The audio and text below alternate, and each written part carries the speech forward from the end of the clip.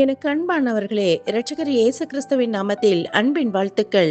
இயேசுவின் பாதத்தில் இன்று நாம் தியானிக்க இருக்கும் வேத பகுதி 1 தெசலோனிக்கேயர் புஸ்தகம் 5ஆம் அதிகாரம் 21ஆம் வசனம்.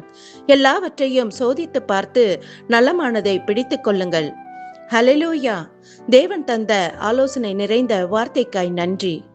எனக்கு அன்பானவர்களே, இன்றைய நாட்களில் நலமானது என்று சொல்வதற்கு தேவனுடைய பாதமே என்று வேறு எதுவும் இல்லை என்றுதான் சொல்ல வேண்டும்.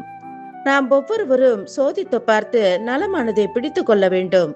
சோதித்தறிந்தால்தான் நலமானதை அறிய முடியும்.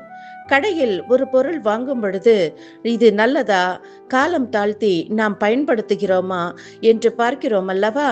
அதை போலவே நம்முடைய வாழ்வில் இது நலமானதா, இந்த நபரோடு நம் ஐக்கியம் எப்படிப்பட்டது, இது தேவனுக்கு பிரியமானதா, நமக்கு இது தீங்கு விளைவிக்க கூடியதா என்று சோதித்தறிய வேண்டும். ஹல்லேலூயா!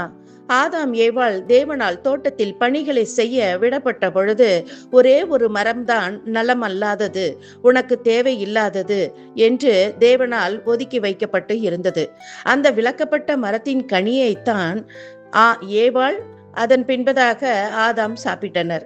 நமக்கு எப்பவும் விலக்கி வைக்கப்பட்ட காரியங்கள் மீதுதான் மோகம் அதிகம், பிரியமானவர்களே. இன்றைக்கும் நமக்கு சில அபிமான நபர்கள் உண்டு. அவர்கள் சொல்லும் வார்த்தைகள் வேத வாக்காக எடுத்துக்கொள்வோம். அது வேண்டவே வேண்டாம். அதில் நலமானதை சோதித்தறிந்து பிடித்துக் கொள்ளுங்கள். அவ்வாறு நாம் சோதித்தறிந்து விலக்கி வைக்கப்பட்ட காரியங்கள் விலக்கப்பட்டதாகவே இருக்கட்டும். நலமானதை பிடித்து கொண்டு தேவ நாமம் உயர்த்துவோம். நாம் ஜெபிப்போம். எங்கள் பரலோக தேவனே, உம்மை நன்றியோடு துதிக்கிறோம். மற்றும் ஒரு புதிய நாளை காண செய்தீரே, உமக்கு நன்றி.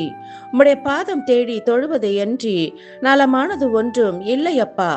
உம்முடைய வார்த்தைகள் தரும் சமாதானமே அன்றி வேறொன்றும் இவ்வுலகில் இல்லையப்பா.